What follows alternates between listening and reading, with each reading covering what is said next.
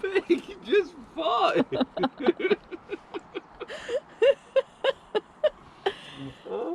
Sunday morning, right before my second race of the season, and it's on some tracks in Stockholm that are, everyone's in agreement that these are the rowdiest tracks in the dry, and it rained a lot yesterday.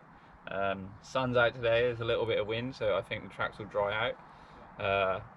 Gonna head out with Philip and do a couple of laps just on the first two stages, just to get warmed up, get feeling it, and then it's into the race.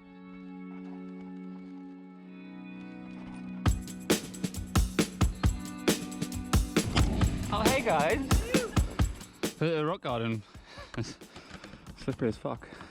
Like, this track is 500 meters long and that's like 15 meters of it. Like, I don't need to do anything crazy, I just need to ride that bit and then push elsewhere.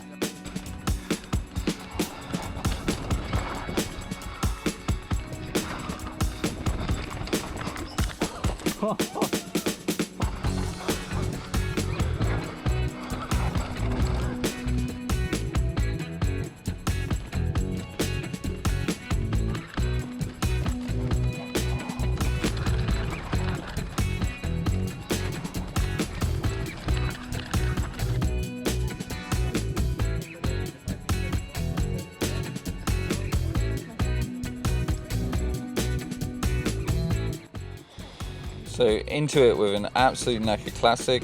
You've got a tough pedal across the top. You can get a bit of pumping going through the rocks, and then this little hop onto a really awkward turn, and then it's full gas for a while.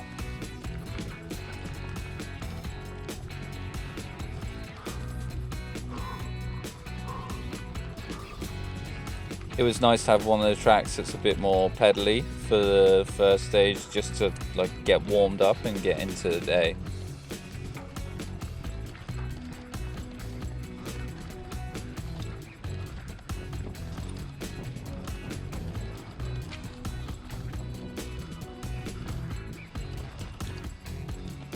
And now you get into the major technical section on this track.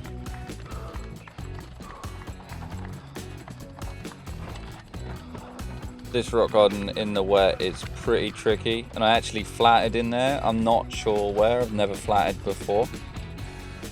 Started hearing it and feeling it around here, and was still giving it stacks on the cranks.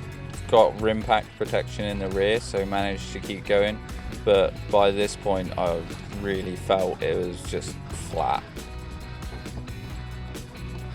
So this corner was unclipped, leg out, trying to hold the bike upright, but stoked to manage a third place on my first stage. 8 seconds back. Right, you know the deal. You keep grip, I'll keep pedaling. Just making a little deal with the bike there. But after the first stage was out of the way, my plan was to drop in behind Philip and try and get him to tow me along as much as possible.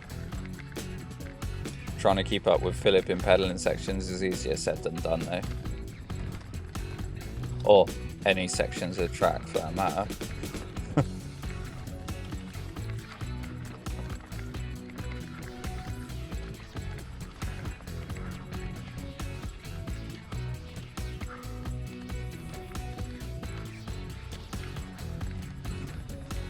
At this point, you're already blowing a fair bit, but you're coming up to the worst bit of the climb.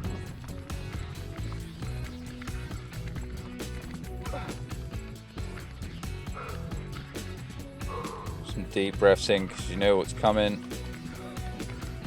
And then here, this is so slow, but you're putting down so much power just to go at basically walking pace. Got to make sure your gear change is right there. At this point I do remember actually feeling a little bit dizzy.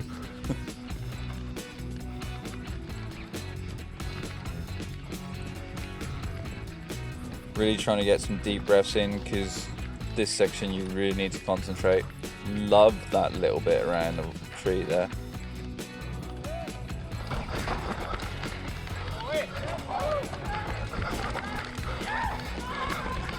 Hearing Tim and Alice in the background is always good. And I remember here at some point I felt like I really nearly ditched it. Fucking yeah, boy! I was pretty happy with that. And third place, 2 stages in a row, I'm stoked on. So this is where my day had its first issue. Happy to say that, spoiler alert, my riding through the day was solid. As far as I'm concerned, anyway. So there's some alternate lines here. Philip is just away, straight away. I was going over the rock and cutting in, he was going low. Showed me this little line just to open this out, and this corner is as awkward as it looks. And then here, that sound was my crank's just like skipping. I'm not really sure, but I was loading the power and it went, and I just, yeah, couldn't get back on the bike there because you're uphill. I didn't know what state my cranks were in, so I was just running. In hindsight, I wish I ran a little bit further and then it would have been a nice flat section to get back on, but man, I lost so much time.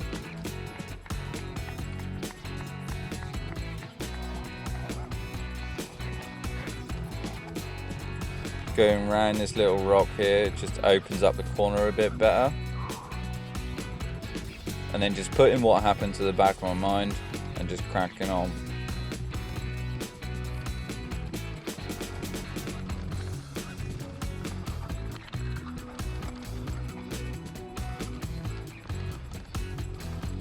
But then this is tight. The line is just between the rocks and the trees. In the dry, you can really just bounce over it. In the wet, it's proper sketchy. And I didn't realise that there was a turn at the bottom of this for the race. So 22 seconds back on that track, and you can see why. After being so close on the first two, it kind of sucked. But here we are on Nacke 4.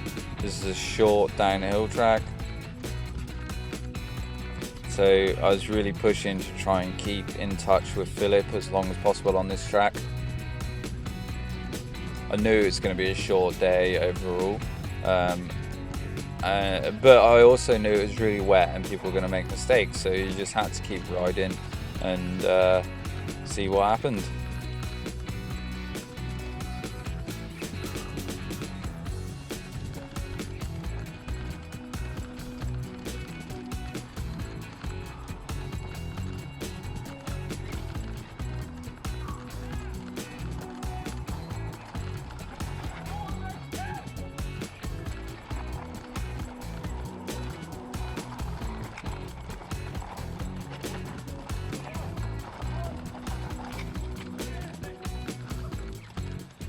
Happy with that. Back where I needed to be. Margins were tight. Unfortunately here, this is where there was once again a problem with the GoPro. And by problem, I mean I forgot to charge it fully.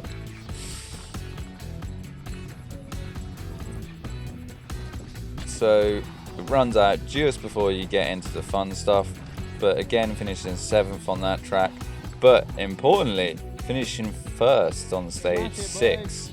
Have to say Philip's timing messed up, and he actually lost a bit of time on that one, about 5 seconds we think, so that's kind of why I finished 1st. But I also had trouble of my own on the last one and dropped a few seconds with the timing chip, and then couldn't film the one I come 1st on, which kind of sucks. But then we're into the last stage anyway. So this is Nacke 1. This is a track that everyone knows, everyone rides a lot. I was getting inside this berm here. Certainly something I know is that me railing manufactured berms is a weak point in my arsenal, and I have to work on that.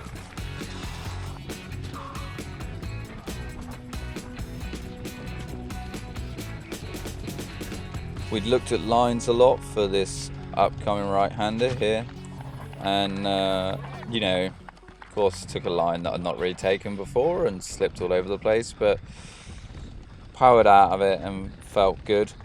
At this point, I knew from speaking to other guys, some people had had mistakes and stuff. I knew I was in the mix for a podium, I really did, and I was pushing hard here, but also I was making mistakes in this last section, so close to binning it, as you can hear.